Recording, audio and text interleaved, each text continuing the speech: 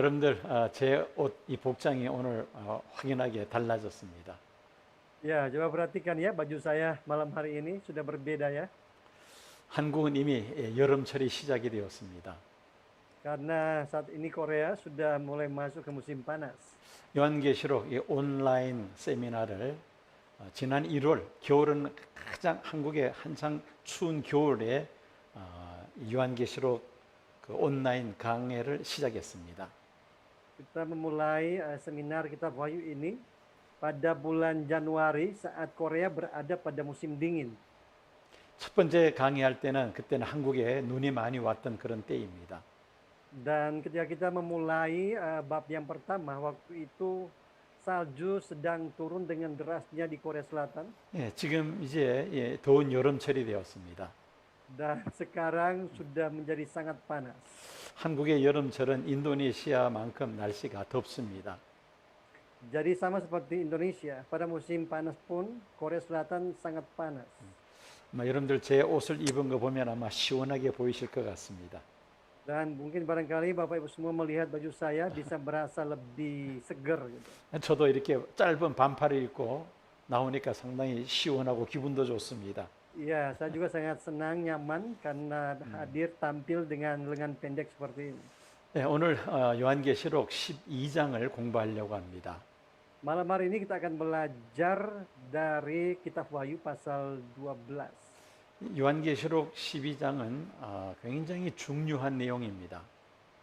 Jadi pasal 12 ini merupakan konten atau isi yang sangat penting.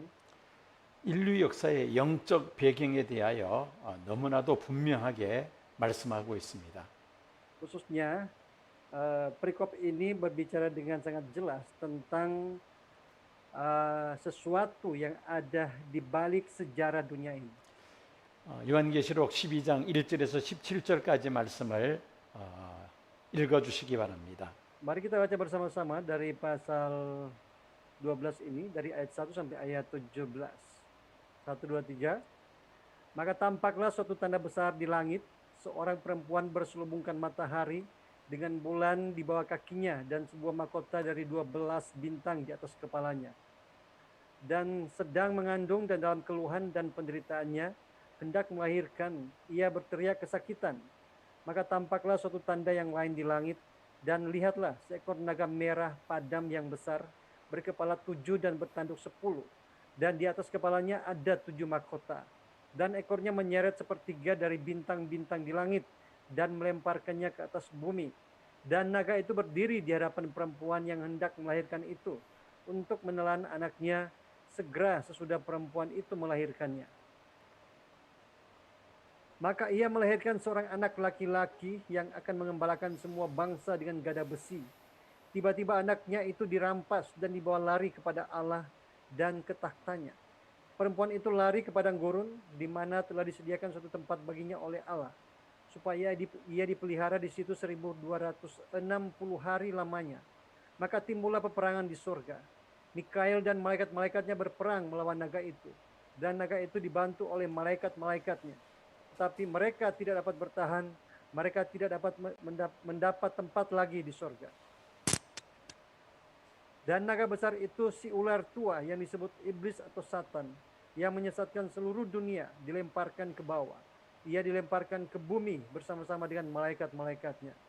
Dan aku mendengar suara yang nyaring di surga berkata, sekarang telah tiba keselamatan dan kuasa dan pemerintahan Allah kita, dan kekuasaan Dia yang diurapinya, karena telah dilemparkan ke bawah pendakwah saudara kita yang mendakwah mereka siang dan malam di hadapan Allah kita. Dan mereka mengalahkan Dia oleh darah anak domba dan oleh perkataan kesaksian mereka, karena mereka tidak mengasihi nyawa mereka sampai ke dalam maut. Karena itu bersukacitalah, hai surga dan hai kamu sekalian yang diam di dalamnya. Celakalah kamu, hai bumi dan laut, karena iblis telah turun kepadamu dalam geramnya yang dahsyat, karena ia tahu bahwa waktunya sudah singkat. Dan ketika naga itu sadar bahwa ia telah dilemparkan di atas bumi, ia memburu perempuan yang melahirkan anak laki-laki itu. Kepada perempuan itu diberikan kedua sayap dari burung nasar yang besar, supaya ia terbang ke tempatnya di padang gurun, di mana ia dipelihara jauh dari tempat ular itu selama 1 masa dan 2 masa dan setengah masa. Lalu ular itu menyemburkan dari mulutnya air sebesar sungai ke arah perempuan itu, supaya ia dihanyutkan sungai itu. Tetapi bumi datang menolong perempuan itu. Ia membuka mulutnya dan menelan sungai yang disemburkan naga itu dari mulutnya. Maka marahlah naga itu kepada perempuan itu, lalu pergi memerangi keturunannya yang lain, yang menuruti hukum-hukum Allah dan memiliki kesaksian Yesus. Dan ia tinggal berdiri di pantai laut. 아멘. 아멘. 요한계시록 12장을 그림으로 그린 것이 바로 이것입니다. Ya, kalau kita melihat dengan gambar, apa yang kita baca tadi adalah seperti ini. 사도 요한은 요한계시록 12장에서 그가 본 2가지 이상을 기록을 하고 있습니다. Dalam pasal 12 ini, Yohanes melihat 2 penglihatan yang sangat besar. 하나는 해를 옷 입은 한 여인입니다. Yang pertama adalah seorang perempuan berselubungkan matahari. 그리고 다른 하나는 한 큰 붉은 용입니다. Sedangkan yang satu adalah seekor naga merah padam yang besar. 이 2가지 이상이 요한계시록 12장에 사도 요한은 자세하게 기록을 하고 있습니다. Tadi 2 penglihatan ini dicatat dengan sangat detail oleh Rasul Yohanes di dalam pasal 12. 인류 역사의 영적 배경을 우리는 이 12장을 통해서 발견할 수 있습니다. Jadi kita bisa menemukan bahwa sesuatu yang ada di balik sejarah dunia ini itu bisa terdapat di dalam pasal 12 ini. 요한계시록 12장의 시대적 배경을 먼저 잠깐 살펴보겠습니다. Mari pertama-tama kita melihat latar belakang sejarah dari Wahyu pasal 12 ini. 사도 요한 당시에 도미티안 황제는 이전의 그 네로 황제보다 더 잔인하게 기독교를 박해했습니다. Jadi pada zaman Rasul Yohanes hidup, waktu itu ada kaisar Romawi yang bernama Domitianus. Dia menganiaya orang Kristen jauh lebih sadis daripada kaisar sebelumnya, yaitu kaisar Nero. 도미티안 황제의 박해로 인하여 사도 요한은 반모섬에 유배가 되었습니다. Dan karena penganiayaan yang begitu dahsyat waktu itu, sehingga Yohanes diasingkan ke Pulau Patmos. 교회가 박해를 받아야 하는 왜 교회가 박해를 받아야 하는지 또 교회를 통하여 하나님이 하시는 일이 무엇인지 요한이 본 그 하늘의 표적 해를 옷 입은 한 여자와 한 큰 붉은 용을 통해서 깨닫게 하셨습니다. Jadi Tuhan memberikan 2 penglihatan tadi, yaitu seorang perempuan yang berselubungkan matahari dan seekor naga besar merah, untuk menyadarkan mengapa gereja harus menderita penganiayaan dan apa yang Tuhan ingin lakukan melalui gerejanya, melalui tanda di surga. 인류 역사의 이면에는 해를 옷 입은 한 여자와 한 큰 붉은 용의 영적 싸움이라는 우주의 비밀이 이 표적 속에 다 담겨 있습니다. Jadi di balik sejarah dunia ini, tanda yang dilihat oleh Yohanes itu mengandung rahasia kosmik dari peperangan rohani antara seorang wanita berpakaian matahari dan naga merah besar. 요한계시록 12장의 중요성에 대해서 설명하겠습니다. Saya akan menjelaskan pentingnya Wahyu 12 ini. 요한계시록 12장은 영적으로 본 인류사 세계사입니다. Ini adalah sejarah umat manusia dan juga dunia dari perspektif spiritual. 요한계시록 12장의 근거는 창세기 3장 15절입니다. Itu berdasarkan pada Kejadian pasal 3 ayat 15. 내가 너로 여자와 원수가 되게 하고 너의 후손도 여자의 후손과 원수가 되게 하리니라는 말씀입니다. Yang berkata, aku akan mengadakan permusuhan antara engkau dan perempuan ini, antara keturunanmu dan keturunannya. 여기에서 내가는 하나님을 가리킵니다. Aku di sini merujuk kepada Allah. 너는 바로 뱀을 가리킵니다. Sedangkan engkau merujuk kepada ular atau iblis. 뱀은 여자와 원수가 되게 하겠다고 하나님이 말씀하셨습니다. Di sini Allah berfirman bahwa ia akan mengadakan permusuhan antara ular dan perempuan ini. 여자는 무엇을 가리키느냐? 바로 이어 조금 있다가 설명을 하겠습니다. Sedangkan perempuan ini adalah sesuatu yang merujuk kepada hal yang akan saya sampaikan selanjutnya. 너의 후손도 여자의 후손과 원수가 되게 하려니 이 말씀에서 뱀의 후손과 여자의 후손이 서로 원수가 되게 하시겠다고 말씀하셨습니다. Allah juga berfirman bahwa akan terjadi permusuhan antara keturunan si ular dan keturunan si perempuan. 이 싸움의 결과에 대해서는 요한계시록 20장 10절에 분명히 말씀하고 있습니다. Dan hasil daripada pertempuran atau permusuhan ini dapat kita lihat dalam Wahyu pasal 20 ayat 10. 마귀가 불과 유황못에 던지오니 거기는 그 짐승과 거짓 선지자도 있어 세세토록 밤낮 괴로움을 받으리라 말씀하고 있습니다. Yang berbunyi, dan iblis yang menyesatkan mereka dilemparkan ke dalam lautan api dan belerang, yaitu tempat binatang dan nabi palsu itu, dan mereka disiksa siang malam sampai selama-lamanya. 이것이 바로 싸움의 결과요 마귀의 최후입니다. Ini merupakan hasil dari pertempuran antara iblis dan perempuan, dan juga nasib akhir dari si setan. 요한계시록 12장은 신구약 성경 전체의 흐름을 이 한 장 속에 다 담고 있습니다. Dan dalam pasal 12 ini juga kita dapat melihat seperti apa alur seluruh Alkitab. 요한계시록 12장 1절에서 4절까지는 창세기에서 말라기까지 구약 성경 전체를 포함하고 있습니다.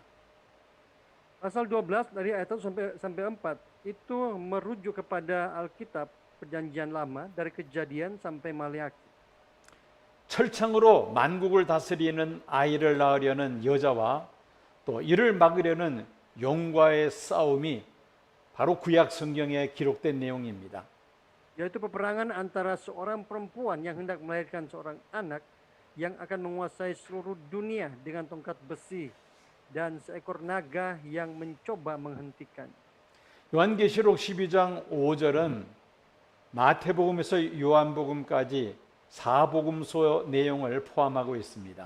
Sedangkan pasal 12 ayat 5 itu meringkaskan isi dari Injil Matius sampai Yohanes. 예수님의 탄생에서 예수님의 승천까지 예수님의 생애를 기록하고 있습니다. Yaitu tentang riwayat hidup Tuhan Yesus sejak kelahiran sampai ia naik ke surga. 요한계시록 6장에 있는 내용은 사도행전에 있는 내용을 압축하고 있습니다. Sedangkan ayat 6 itu adalah menyimpulkan tentang kisah para rasul. 예수님을 머리로 하는 교회의 탄생을 6절에 기록하고 있습니다. Ini menjelaskan tentang kelahiran gereja Perjanjian Baru dengan Yesus sebagai kepalanya. 7절에서 12절까지 말씀은 골로새서 2장 5절과 누가복음 10장 18절 말씀과 서로 비교해 볼 수가 있습니다. Sedangkan dari ayat 7 sampai 12 itu bisa kita bandingkan dengan Kolose pasal 2 ayat 15 dan Lukas 10 ayat 18. 예수님의 십자가의 죽음과 부활과 승천으로 인한 영계의 큰 변화를 기록하고 있습니다. Itu menjelaskan tentang perubahan besar di dunia spiritual karena kematian Yesus di kayu salib, kebangkitan dan kenaikannya ke surga. 13절에서 16절까지 말씀은 신약교회 2000년사를 담고 있습니다.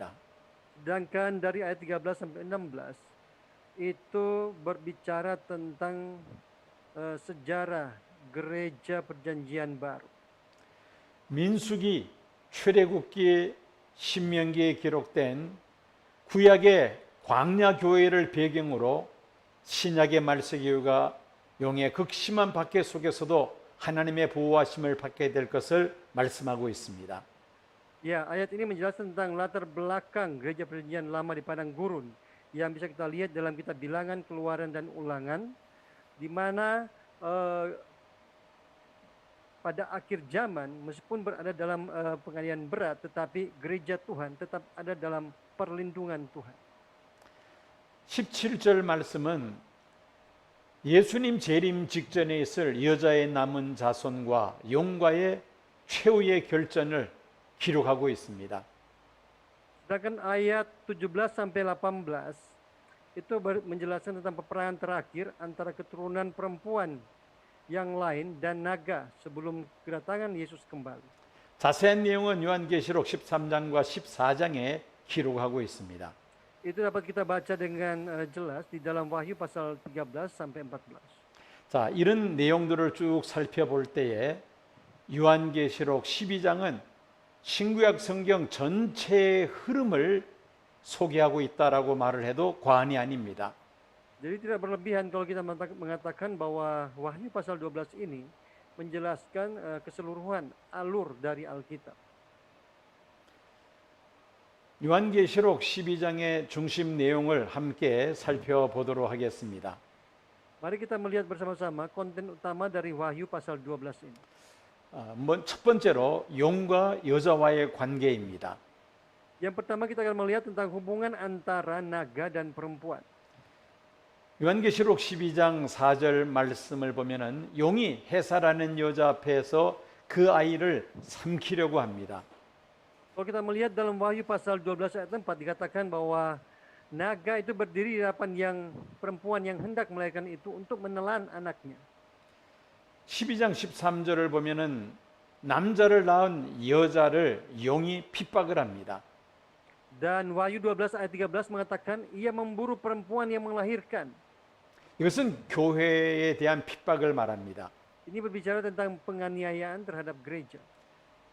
계시록 12장 14절을 보면은 여자는 뱀의 낯을 피하여 세 때와 반 때를 양육을 합니다. Di dalam Wahyu pasal 12 ayat 14 dikatakan di mana ia dipelihara jauh dari tempat ular itu selama 1 masa dan 2 masa dan setengah masa. 15절에 하면은 뱀이 물을 토하여 여자를 떠내려가게 합니다. Dalam pasal 12 ayat 15 dikatakan lalu ular itu menyemburkan dari mulutnya air supaya ia dihanyutkan sungai itu. 그런데 놀랍게도 땅이 그 입을 벌려 용이 토한 물을 삼킴으로 인하여 여자가 보호를 받게 됩니다. Dalam ayat 12 dikatakan bahwa ia atau bumi membuka mulutnya dan menelan sungai yang disemburkan naga itu dari mulutnya. 17절 말씀에 하면은 용은 여자의 남은 자손과 싸우려고 바다 모래 위에 서 있는 모습을 보게 됩니다. Dalam ayat 17-18 dikatakan bahwa lalu pergi memerangi keturunannya yang lain dan ia tinggal berdiri di pantai laut. 이것이 바로 12장에 기록된 용과 여자와의 관계를 정리한 것입니다. Jadi ini adalah kesimpulan daripada hubungan antara naga dan perempuan yang bisa kita lihat dari Wahyu pasal 12. 자, 그러면 이 여자는 과연 누구일까요? Kalau begitu, siapakah yang dimaksud dengan perempuan di dalam pasal 12 ini? 세 가지 설이 있습니다. Ada 3 pandangan tentang perempuan ini. 첫째는 예수님의 모친 마리아를 가리킨다는 주장입니다. Pandangan pertama adalah pandangan yang mengatakan bahwa perempuan ini merujuk kepada Maria, ibu Yesus. 이것은 로마 천주교의 주장입니다. Ini adalah pandangan dari gereja Roma Katolik. 물론 마리아가 이 여자에 포함될 수는 있어도 마리아 한 사람만을 가리키는 것으로 우리가 해석할 수는 없습니다. Ya, meskipun bisa merujuk kepada Maria, namun sulit untuk melihatnya sebagai rujukan pada Maria sendiri saja. 두 번째는 이 여자는 이스라엘로 보는 그러한 견해입니다. Yang kedua adalah pandangan bahwa perempuan ini merujuk kepada Israel. 이렇게 해석하는 근거가 세 가지가 있습니다. Jadi ada semacam alasannya kenapa dipandang sebagai Israel. 첫째는 여자의 모습이 이스라엘의 12지파와 밀접한 관계가 있다고 봅니다. Pertama, karena penampilan seorang wanita berkaitan erat dengan 12 suku Israel. 둘째는 메시아는 이스라엘의 혈통입니다. Ya, kedua, Mesias adalah keturunan Israel. 그리고 셋째는 성경 여러 곳에 이스라엘을 여인으로 표현하고 있는 구절들이 많이 있기 때문입니다. Dan yang ketiga, Israel diekspresikan sebagai seorang perempuan di berbagai bagian dalam Alkitab. 그래서 이 여인을 이스라엘로 해석을 하는 것입니다. Sehingga pandangan yang kedua adalah memandang bahwa perempuan ini sebagai Israel. 아마도 유대인의 입장이라면 얼마든지 이런 해석이 가능할 것입니다. Barangkali orang-orang Israel, orang-orang Yahudi, mereka tentu memegang pandangan ini. 세 번째 해석은 신약의 신령한 교회로 해석하는 것입니다. Dan pandangan yang ketiga adalah memandang perempuan ini sebagai gereja rohani perjanjian baru.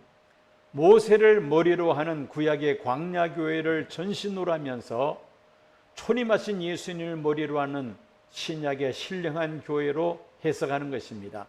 Jadi menafsirkan sebagai gereja padang gurun perjanjian lama dengan Musa sebagai kepalanya dan gereja rohani perjanjian baru dengan kedatangan pertama Yesus sebagai kepalanya. 우리 기독교에서는 이 세 번째 해석을 받아들입니다. Kita sebagai orang Kristen, kita lebih memegang pada pandangan yang ketiga ini. 요한계시록 12장에 기록된 여인은 바로 신령한 신약 교회로 보는 것이죠. Ya, jadi kita sebagai orang Kristen, kita lebih memegang pandangan ketiga ini bahwa perempuan ini merujuk kepada gereja rohani perjanjian baru. 이제 한 큰 붉은 용의 비밀에 대해서 살펴보겠습니다. Sekarang kita akan melihat bersama-sama rahasia seekor naga merah besar. 요한계시록 12장 9절과 20장 2절을 보면은 옛뱀이라는 단어가 있습니다.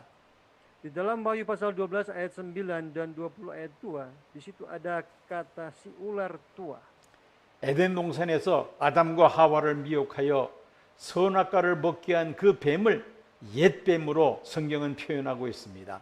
Alkitab mengekspresikan ular yang memperdaya Adam dan Hawa untuk memakan buah terlarang di Taman Eden sebagai si ular tua. 한 큰 붉은 용을 옛뱀이라 이렇게 해석할 수 있습니다. Jadi kita bisa menafsirkan bahwa naga merah besar itu adalah si ular tua. 두 번째는 마귀입니다. Yang kedua sebagai iblis. 마귀는 중상자 또는 거짓 참소자입니다. Jadi iblis adalah pemfitnah, juga sebagai pendakwa, penuduh palsu. 하나님의 거룩하신 이의 재판정 앞에서 악의적으로 성도들을 고발하는 참소자가 바로 마귀의 역할입니다. Jadi iblis adalah makhluk yang punya peran untuk menuduh orang-orang kudus di hadapan pengadilan Allah yang benar dan kudus. 이 용을 사탄이라고 부르기도 합니다. Dan ular naga ini juga disebut sebagai Satan. 사탄은 히브리어로 적을 뜻합니다. Satan dalam bahasa Ibrani artinya musuh. 사탄은 하나님과 성도들과의 원수입니다. Musuh Allah dan musuh orang-orang kudus. 사탄은 스스로 존재하는 그런 영적 존재가 아닙니다. Dan Satan adalah makhluk yang tidak ada dengan sendirinya. 스스로 계시는 분은 하나님 한 분밖에 없습니다. Hanya Allah saja keberadaan yang ada dengan sendirinya. 사탄도 하나님의 지으심을 받은 피조물입니다. Satan juga merupakan makhluk ciptaan Allah. 처음부터 사탄으로 지음받은 것은 아니었습니다. Dia sejak awal tidak diciptakan sebagai Satan. 하나님은 악을 창조하실 수 없는 분입니다.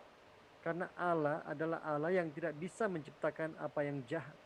이사야서 14장 12절을 보면은 가장 영광스럽게 창조된 계명성이었다고 기록을 하고 있습니다. Di dalam Yesaya pasal 14 ayat 12 dikatakan bahwa Satan ini adalah bintang timur, ciptaan yang paling mulia dari segala ciptaan. 원래 사탄은 천사였습니다. Jadi Satan sebelum dia menjadi Satan dia adalah seorang malaikat. 천사들 중에서도 가장 아름답고 존귀하게 지음받은 천사였습니다. Malaikat yang diciptakan paling mulia di antara para malaikat. 하나님을 보좌하는 하나님 가장 측근에서 하나님을 모시는 그런 천사였습니다. Malaikat yang dekat dengan Allah, yang melayani Allah di surga. 그런데 그만 교만한 마음이 그 속에 들어갑니다. Tetapi karena dosa kesombongan masuk dalam hatinya. 하나님과 동등시되려고 했습니다. Dia ingin menyamai yang maha tinggi. 하나님을 대적하다가 하늘에서 쫓겨난 타락한 천사, 그가 바로 사탄입니다. Dan pada saat itu dia diusir, dibuang dari surga. Dan dia membawa sepertiga malaikat-malaikatnya dan menjadi Satan. 원래는 가장 영광스럽게 창조된 계명성이었습니다. Jadi pada awalnya Satan adalah bintang timur yang diciptakan paling mulia dari antara malaikat. 교만해져서 하나님을 대적하다가 하늘에서 쫓겨난 타락한 천사, 그가 바로 사탄이라는 것입니다. Tapi karena dia ingin menyamai yang maha tinggi, akhirnya dia diusir dari surga dan dia menjadi Satan. 여기서 이제 사탄의 특성이 무엇냐? 교만이라고 우리가 표현할 수가 있습니다. Jadi kalau kita ditanya apa sih ciri khas dari Satan, itu adalah kesombongan. 잠언을 보면은 교만은 멸망의 선봉이라고 말씀합니다. Ya, di dalam Amsal dikatakan bahwa kesombongan itu mendahului kehancuran. 우리는 교만해지지 않기 위해서 조심을 해야만 합니다. Kita semua harus berhati-hati dengan kesombongan. 교만의 반대는 겸손입니다. Lawan dari kesombongan adalah kerendahan hati. 마귀의 특성은 교만입니다. Kalau ciri khas dari iblis adalah kesombongan, 성도의 특성은 겸손입니다. sedangkan ciri khas dari orang-orang kudus adalah kerendahan hati. 네 번째로 이 한 큰 붉은 용은 온 천하를 꿰는 자 거짓의 아비입니다. Selanjutnya, naga merah besar ini adalah sebagai penyesat seluruh dunia, bapa segala dusta.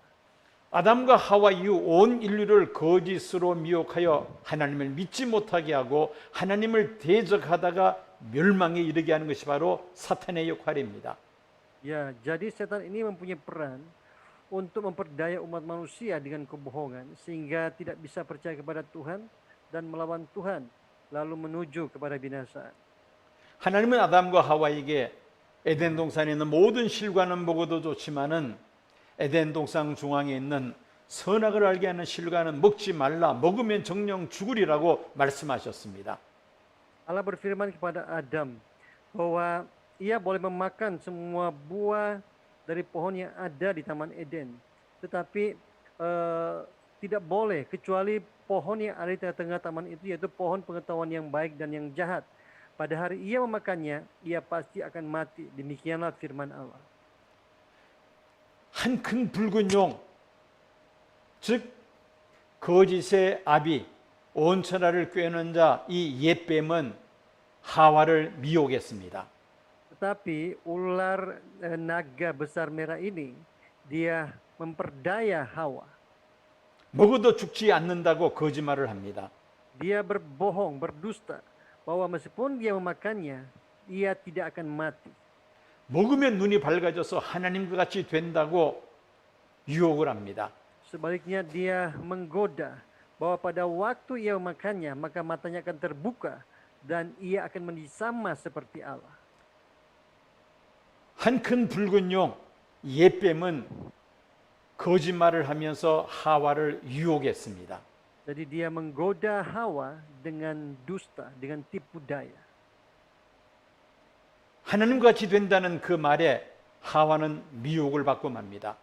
Akhirnya tergodalah Hawa karena ia berkata bahwa pada hari engkau memakannya, engkau akan sama seperti Allah, menjadi sama seperti Allah. 하나님과 같이 되려는 교만한 마음을 가지고 선악과를 먹어버리고 말았습니다. Akhirnya mereka memakan buah terlarang itu dengan keinginan untuk menjadi sama seperti Allah. 먹은 결과 에덴 동산에서 추방되며 죽을 수밖에 없는 인생이 되고 만 것입니다.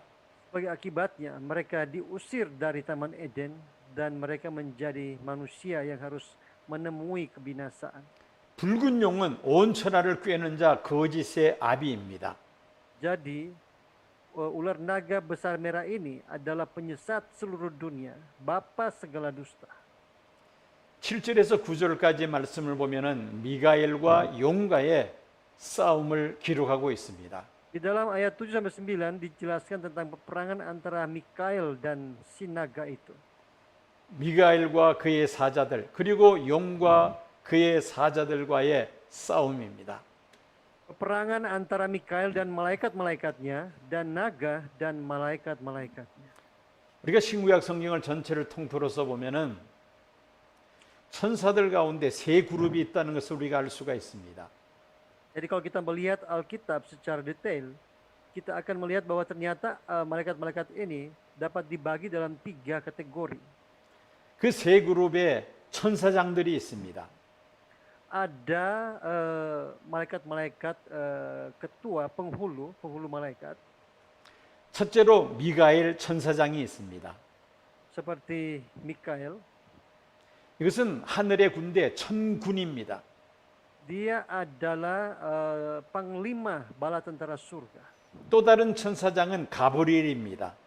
Dan juga ada yang bernama Gabriel. 그는 천사 즉 메신저들의 대장입니다. Dia adalah kepala dari para malaikat-malaikat pembawa pesan.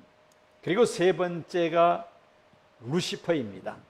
Dan yang ketiga ada Lucifer, 마귀, 그가 바로 루시퍼라는 것입니다. yaitu iblis.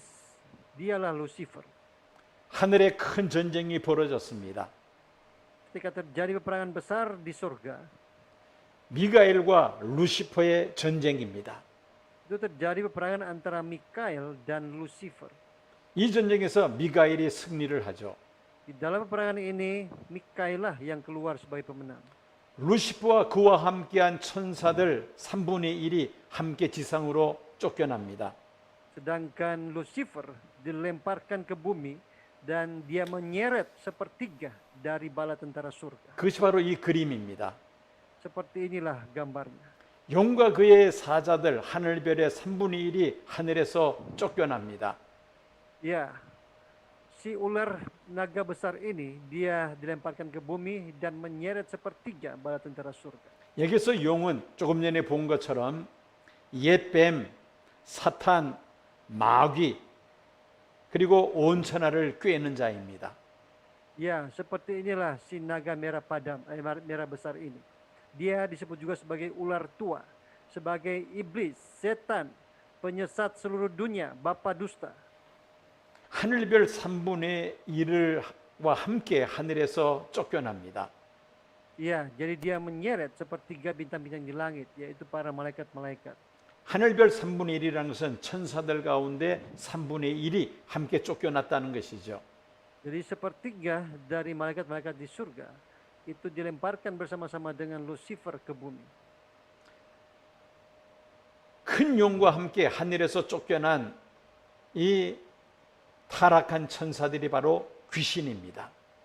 Dan malaikat-malaikat yang dilemparkan bersama-sama dengan Lucifer ke bumi, mereka lah yang disebut dengan roh-roh jahat. 귀신들의 대장이 바로 루시퍼입니다. Jadi Lucifer ini adalah pemimpin daripada roh-roh jahat. 그를 큰 용, 사탄, 마귀, 온 천하를 꿰는 자라고 부르기도 합니다. Dia disebut sebagai ular naga merah besar, sebagai iblis, sebagai penyesat seluruh dunia, sebagai bapa dusta. 그와 함께한 타락한 천사들이 바로 귀신들입니다. Dan malaikat-malaikat yang bersama-sama dengan dia disebut sebagai roh-roh jahat. 각 나라들마다 그 무속 신앙이 다 있습니다. Di setiap negara pasti ada kepercayaan-kepercayaan, keyakinan-keyakinan, kepercayaan. 그래서 우리가 샤머니즘이라고 부르기도 합니다. Ya, atau semacam shamanisme. 이 샤머니즘에서는 사람이 죽어서 극락이나 또 천당이나 그 다음 내세에 들어가지 못하고 이 지상에서 또 돌아다니는 것을 귀신이라 그렇게 말을 합니다. Ya, di dalam shamanisme ini diajarkan bahwa orang-orang yang mati dan yang tidak bisa menuju kepada nirvana atau ke surga, maka mereka akan terus berkeliaran sebagai roh-roh jahat.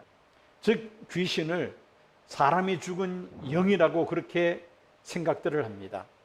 Jadi kadang-kadang mereka berpikir bahwa roh-roh jahat ini adalah roh dari orang-orang yang sudah mati. 잘못된 생각입니다. Tetapi menurut Alkitab ini adalah hal yang salah. 사람이 죽으면은 귀신이 되는 것이 아닙니다. Meskipun manusia sudah mati, tetapi dia rohnya itu tidak akan menjadi roh-roh jahat. 사람은 죽으면 천국으로 가든지 지옥으로 가든지 둘 중에 하나로 가게 됩니다. Mereka akan ditaruh di satu tempat dan mereka akan menunggu waktunya, apakah akan dilemparkan ke surga 세, atau akan dilemparkan ke neraka. 세상에 또 돌아다닐 수가 없습니다. Mereka juga tidak akan berkeliaran di muka bumi ini. 죽은 사람처럼 행세하는 것은 그 죽은 사람의 영혼이 아니라 귀신입니다. Dan kalau ada seakan-akan roh orang yang sudah mati ini masih bisa berbicara, itu adalah tipu muslihat roh-roh jahat. 타락한 천사 그가 바로 귀신입니다. Para malaikat-malaikat yang dilemparkan ke bumi bersama-sama dengan Lucifer. 사람이 죽어서 귀신이 된다는 것은 그거는 잘못된 생각입니다. Sekali lagi, jangan percaya bahwa roh orang mati yang sudah mati akan menjadi roh-roh jahat. Tidak. 기독교와는 아무 관계가 없습니다. Ini bukan kebenaran Alkitab atau kebenaran Kristen. 그것은 샤머니즘에서 하는 이야기입니다. Ini adalah pengajaran dari Shamanisme. 우리는 이 귀신에 대해서 분명하게 우리가 알아야 합니다. Jadi kita harus jelas di dalam doktrin tentang roh-roh jahat ini. 바로 하늘에서 쫓겨난 타락한 천사들, 그들이 바로 귀신들입니다. Jadi sekali lagi, yang dimaksud dengan roh-roh jahat adalah malaikat-malaikat yang dilemparkan ke bumi. 용과 그의 사자들이 하늘에서 쫓겨나는 모습을 요한계시록 12장 4절에서 볼 수 있습니다. Jadi kita bisa melihat ayatnya itu di dalam pasal 12 ayat 4. 용과 그의 부하들이 하늘에서 쫓겨난 모습을 보면서 찬양하는 내용이 10절에서 12절까지 기록되어 있습니다.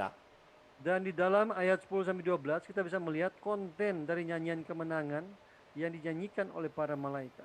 하나님의 구원과 능력과 나라와 그리스도의 권세가 이루어짐에 대하여 찬양합니다. Isinya itu adalah tentang penggenapan keselamatan, kuasa dan pemerintahan Allah dan kekuasaan Kristus. 삼소자 마귀가 하늘에서 쫓겨난 것을 찬양하고 있습니다. Juga isinya berbicara tentang si iblis pendakwah yang dilemparkan ke bumi. 하늘과 그 가운데 거한 자들, 이긴 자들이 바로 이런 찬양을 하나님께 올려드리는 내용을 10절에서 12절까지 우리가 볼 수 있습니다. Juga tentang surga dan sekalian yang diam di dalamnya, mereka yang menang. 이제 17절을 보면은 용과의 영적 싸움에 대해서 말씀합니다. Ya, dan kalau kita melihat dalam ayat 17 sampai 18, di situ ada peperangan rohani dengan si naga ini. 17절을 보면은 여자의 남은 자손과 싸우려고 용이 바다 모래 가운데 서는 모습을 볼 수 있습니다. Dalam ayat 17-18 dikatakan, lalu pergi memerangi keturunannya yang lain, dan ia tinggal berdiri di pantai laut. 끝까지 성도들을 믿음에서 떨어뜨리려는 사탄의 최후의 발악을 우리가 볼 수 있습니다. Di sini kita bisa melihat ada upaya terakhir Satan untuk menjatuhkan orang-orang kudus dari iman mereka hingga saat terakhir.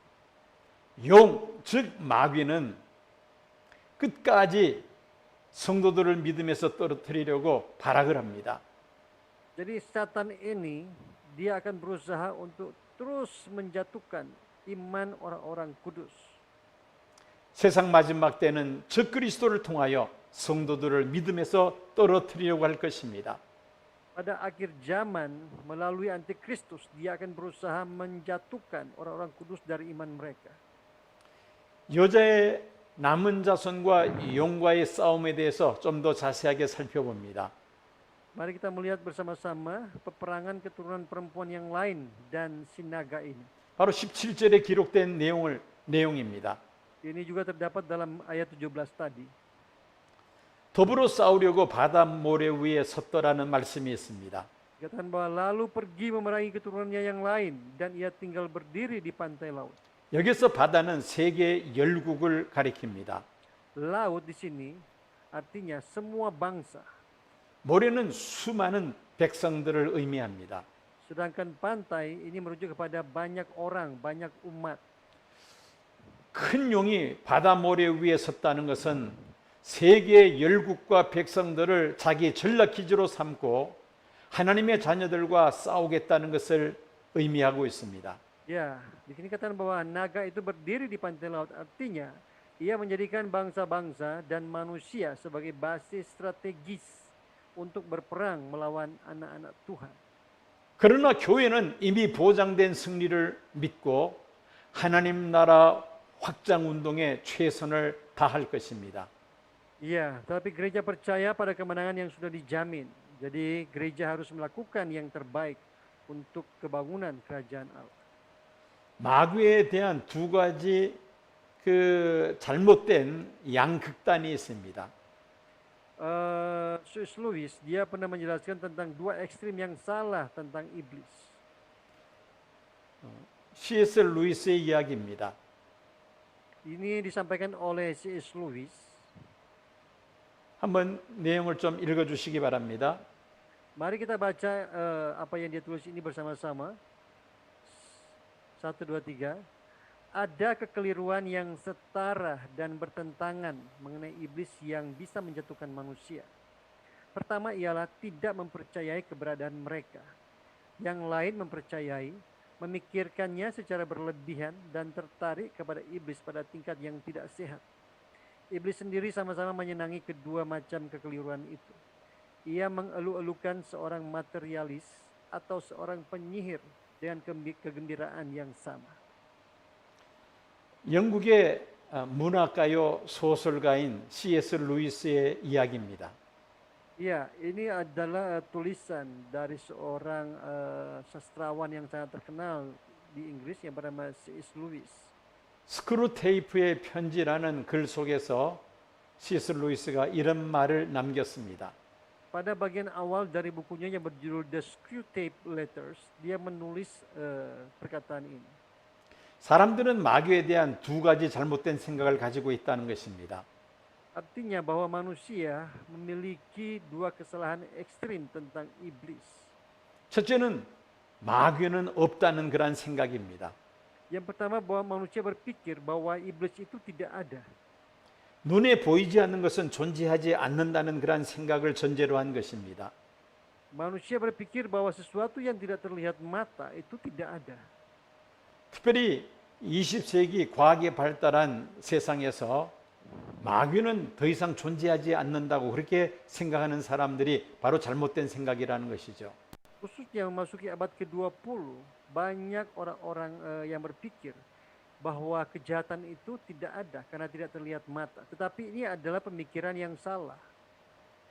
두 번째 잘못된 생각은 마귀에 대해서 지나치게 두려워하는 것입니다. Sedangkan pemikiran kedua yang salah adalah memikirkan tentang si iblis ini secara berkelebihan.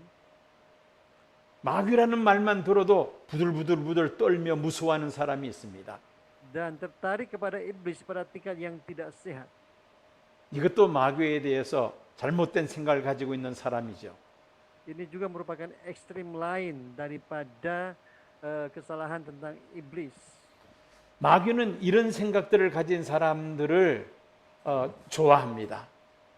Dan seperti ditulis oleh C.S. Lewis bahwa iblis sama-sama menyenangi kedua macam kekeliruan seperti ini. 마귀는 이런 생각을 가진 사람들을 자기 마음대로 조종을 합니다. Dia dapat mengendalikan orang-orang yang memiliki kedua pemikiran yang ekstrim seperti ini. 마귀는 반드시 존재합니다. Sekali lagi, iblis itu ada. 그렇지만 우리는 마귀를 두려워할 필요는 없습니다. Tetapi kita tidak perlu takut dengan iblis. 왜냐하면 예수님의 십자가의 죽음과 부활로 마귀의 권세는 완전히 깨어졌기 때문입니다. Karena melalui kematian dan kebangkitan Yesus Kristus, kuasa iblis telah dikalahkan. 예수님 십자가와 예수님 부활 앞에서 마귀의 권세는 완전히 무너지고 말았습니다.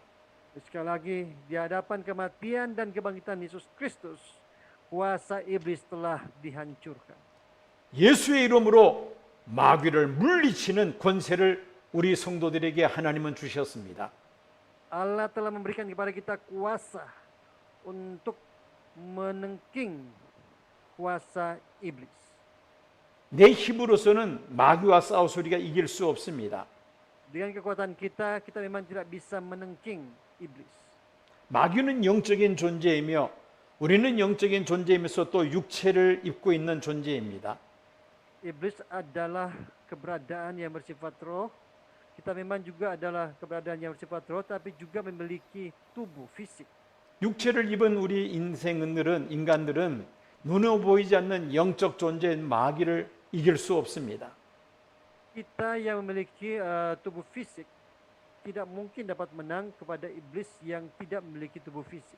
예수님이 이길 수 있는 유일한 방법이 하나 있습니다.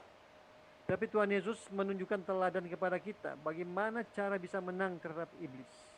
예수님의 이름으로 마귀를 물리칠 수 있는 것입니다. Itu adalah mengusir iblis, menengking iblis di dalam nama Tuhan Yesus. 내 힘으로 물리치는 것이 아니라 예수님의 이름으로 마귀를 물리칠 수 있다는 말씀입니다. Artinya kita dapat mengusir iblis bukan dengan kemampuan kita atau nama kita, tetapi dengan nama Tuhan Yesus. 예수님의 이름 앞에 마귀와 귀신은 벌벌벌벌 떱니다. Jadi di hadapan Tuhan Yesus, dengan nama Tuhan Yesus, iblis dan roh-roh jahat mereka gemetaran. 세 번째로 우리는 마귀에게 미혹되지 말아야 합니다. Yang ketiga, kita tidak boleh terpedaya oleh iblis ini. 여러분 이 그림을 잘 아시죠? Ya, kita sudah sering melihat gambar ini ya. 양의 탈을 쓴 늑대입니다. Ini adalah seekor serigala yang berbulu domba. 마귀가 바로 이런 존재라는 말입니다. Artinya bahwa iblis adalah keberadaan yang sama seperti ini. 우리는 이 마귀에게 미혹되지 말아야 합니다. Kita tidak boleh terperdaya oleh iblis. 요한일서 3장 10절 말씀을 하면은 마귀는 우리로 하여금 의를 행치 못하게 하고 사랑하지 못하게 합니다. Di dalam 1 Yohanes pasal 3 ayat 10, di situ dikatakan bahwa iblis membuat manusia tidak berbuat kebenaran, tidak bisa mengasihi. 요한일서 3장 8절을 보면 마귀는 우리로 하여금 죄를 짓게 합니다. Di dalam 1 Yohanes pasal 3 ayat 8, iblis juga membuat manusia berbuat dosa. 마태복음 16장 23절을 보면은 마귀는 우리를 넘어지게 하는 자입니다. Di dalam Matius pasal 16 ayat 23 dikatakan bahwa membuat manusia menjadi batu sandungan bagi yang lain. 사도행전 5장 3절을 보면은 아나니아와 삽비라가 마귀의 미혹을 받아 성령을 쏘기려는 그런 죄를 짓게 됩니다. Di dalam kisah para rasul pasal 5 ayat 3 dikatakan bahwa mereka masuk di dalam diri Ananias dan Safira sehingga mereka mendustai Roh Kudus. 아나니아와 삽비라는 그 자리에서 죽고 맙니다. Dan akhirnya Ananias dan Safira putus nyawa mereka di hadapan rasul-rasul. 고린도전서 7장 5절에 하면은 마귀는 우리에게 절제를 못하게 합니다.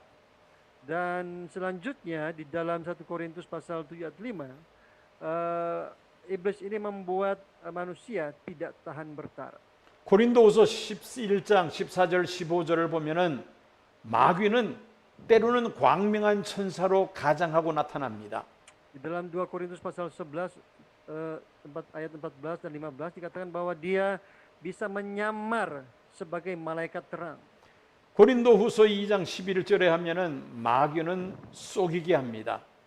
Di dalam 2 Korintus pasal 2 ayat 11 dikatakan bahwa dia berusaha mengambil keuntungan dari orang percaya. 데살로니가후서 2장 18절 말씀에 하면은 마귀는 하나님의 일을 막고자 합니다. Di dalam 1 Tesalonika pasal 2 ayat 18 iblis mencegah pekerjaan Allah. 심지어 데살로니가후서 2장 9절 말씀을 하면은 마귀는 때로는 능력도 행하고 기적을 행하면서 성도들을 미혹합니다. Bahkan di dalam 2 Tesalonika pasal 2 ayat 9 dikatakan bahwa iblis memperdaya orang-orang percaya dengan perbuatan ajaib dan mujizat-mujizat. 자, 이런 일들을 하는 마귀에게 우리는 결코 미혹되어서는 안 될 것입니다. Jadi kita harus berhati-hati supaya tidak terperdaya oleh iblis. 영적 싸움에 이기기 위해서 반드시 우리가 해야 할 일이 있습니다. Jadi kita harus tahu apa yang kita lakukan agar menang dalam peperangan rohani. 첫째는 마귀가 틈을 타지 못하게 해야 합니다. Pertama, jangan beri kesempatan kepada iblis. 두 번째는 하나님의 전신갑주로 무장해야만 합니다.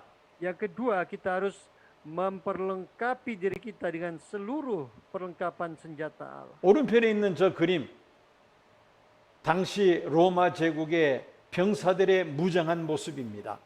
Coba kita lihat gambar yang ada di sebelah kanan ini. Ini adalah gambar prajurit Romawi pada waktu itu yang lengkap dengan seluruh perlengkapan perang. 에베소서 6장을 보면은 하나님의 전신갑주에 대해서 자세하게 소개하고 있습니다. Di dalam Efesus pasal 6 di situ dijelaskan tentang perlengkapan senjata Allah.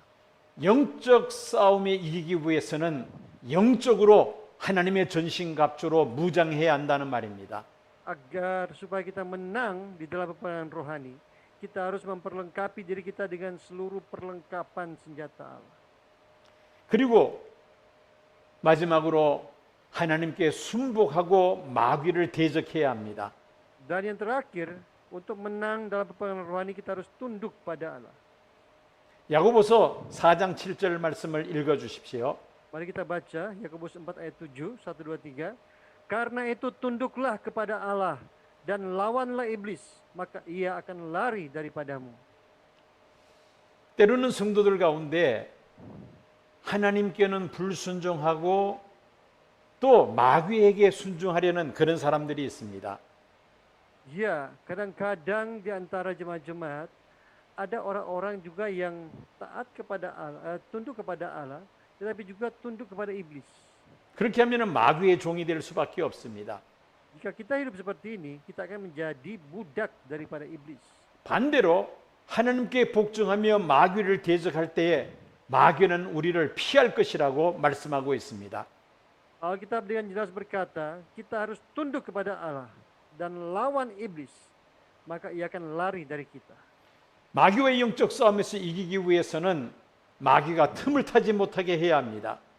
Jadi untuk bisa menang dari peperangan rohani, kita harus jangan memberi kesempatan kepada iblis. 하나님의 전신갑주로 무장해야 합니다. Memperlengkapi diri kita dengan seluruh perlengkapan senjata Allah. 하나님께 복종하고 마귀를 대적해야 합니다. Dan kita harus tunduk pada Allah dan lawan iblis. 이렇게 할 때 우리는 마귀와의 영적 싸움에서 승리할 수가 있습니다. Dengan demikian kita bisa menang di dalam peperangan rohani melawan iblis. 이 마귀와의 영적 싸움에서는 이미 성취된 승리를 성경은 약속하고 있습니다.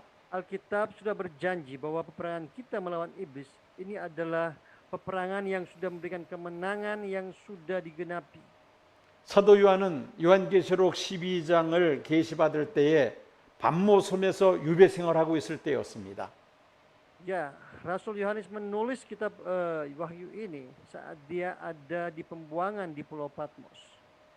사도 요한은 하늘의 두 이적을 통해서 인류 역사의 영적 배경을 깨달을 수가 있었던 것입니다. Melalui dua penglihatan yang dia lihat di dalam pasal 12 ini, dia menyadari apa yang ada di balik sejarah dunia ini. 해를 옷 입은 한 여인과 한 큰 붉은 용의 싸움의 역사라는 사실을 요한은 깨닫게 되었습니다. Yohanes menyadari bahwa sejarah dunia ini adalah sejarah peperangan antara perempuan yang berselubungkan matahari dengan seekor naga merah besar. 이 영적 싸움의 결과도 이미 사도 요한은 알고 있었습니다. Dan Rasul Yohanes juga sudah mengetahui seperti apa hasil daripada peperangan ini. 해를 옷 입은 여인의 승리를 사도 요한은 이미 내다보고 있었던 것입니다. Rasul Yohanes juga sudah memandang bahwa perempuan yang berselubungkan matahari, dialah yang akan keluar sebagai pemenang. 요한계시록 12장에 있는 내용은 다시 한번 성령의 감동을 받은 사도 요한은 미래에 일어날 사건이지만 너무나도 확실하기 때문에 과거 시제로 표현하면서 이미 성취된 승리를 요한계시록 12장에서 기록하고 있습니다. Jadi Rasul Yohanes sudah mengetahui lebih dulu apa yang akan terjadi pada saat terjadi peperangan antara keturunan perempuan dengan si naga merah besar ini. Karena itu dia menulis apa yang ada dalam pasal 12 ini dengan masa lampau, dalam bentuk masa lampau. 장차 이기게 될 것이다가 아닙니다. Ya, dia tidak menulis bahwa perempuan yang berselubungkan matahari akan menang, tidak. 사도 요한은 과거 시제로 요한계시록 12장을 기록하고 있습니다. Tetapi dia menulis bahwa perempuan itu sudah menang.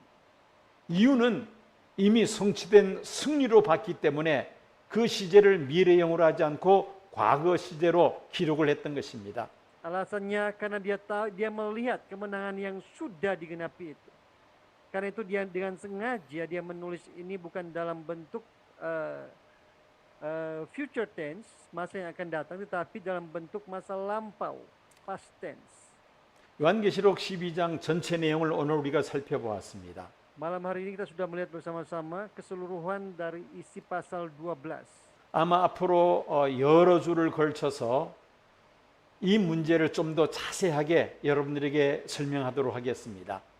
Ya, dan beberapa minggu ke depan saya akan terus berusaha menjelaskan bagian ini secara lebih detail lagi kepada Bapak Ibu semua. 인류 역사의 영적 배경을 너무나도 뚜렷하고 분명하게 우리에게 말씀하고 있습니다. Tadi pasal 12 ini secara detail berbicara kepada kita seperti apa latar belakang dari sejarah dunia ini. 해를 옷 입은 한 여인과 한 큰 붉은 용의 싸움의 역사입니다. Itu adalah sejarah peperangan antara perempuan yang berselubungkan matahari dengan seekor naga merah besar. 하나님은 교회를 통하여 우리를 불러주셨습니다. Allah memanggil kita semua sebagai gerejanya. 교회는 바로 해를 옷 입은 한 여인에 속한 그룹입니다.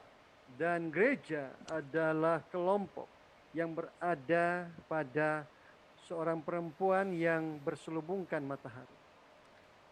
붉은 용과의 싸움에서 해를 옷 입은 여인, 즉 교회의 승리를 요한계시록에서는 분명하게 말씀하고 있습니다. Dan selain itu juga Rasul Yohanes juga menulis bahwa akhir daripada peperangan itu adalah kemenangan dari perempuan yang berselubungkan matahari. 이 승리의 확신을 가지고 마귀와의 영적 싸움에서 승리하시는 저와 여러분들이 되어야 할 줄로 믿습니다. Jadi mari miliki keyakinan bahwa kita sudah menjadi pemenang sehingga kita semua tampil sebagai pemenang-pemenang di dalam setiap peperangan yang kita lalui. 기도하겠습니다. Mari kita berdoa. 하나님 감사합니다. Terima kasih Bapa. 요한계시록 12장을 통하여 참으로 해를 옷 입은 여인과 한 큰 붉은 용의 영적 싸움의 비밀을 저희들 깨닫게 하신 것 감사드립니다. Terima kasih malam hari ini kami boleh menyadari, kami boleh memahami apa yang ada di balik dari peperangan antara perempuan yang berselubungkan matahari dengan naga besar yang merah. 이 영적 싸움의 승리를 우리가 확신하면서 마귀와의 영적 싸움에 넉넉히 이기는 자들이 되게 하여 주옵소서. Jadikan kami semua orang-orang yang memiliki keyakinan bahwa di dalam peperangan yang akan kami lakukan, kami semua akan keluar sebagai pemenang. 교회를 삼키고자 하는 이 악한 영적 세력과의 싸움에서 넉넉히 이기는 자가 되게 하여 주옵소서. Jadikan kami semua sebagai pemenang-pemenang terhadap segala pekerjaan iblis yang ingin menghancurkan gerejamu. 코로나 팬데믹의 이 어려운 상황에서도 넉넉히 이기는 자가 되게 하여 주옵소서. Khususnya di tengah-tengah era pandemi COVID-19 ini. Tolong kami semua agar kami boleh tampil sebagai pemenang-pemenang di hadapan Tuhan. 예수님 이름으로 기도드립니다. Di dalam nama Tuhan Yesus kami berdoa. 아멘. Amin. 아멘. 감사합니다. 아멘. terima kasih.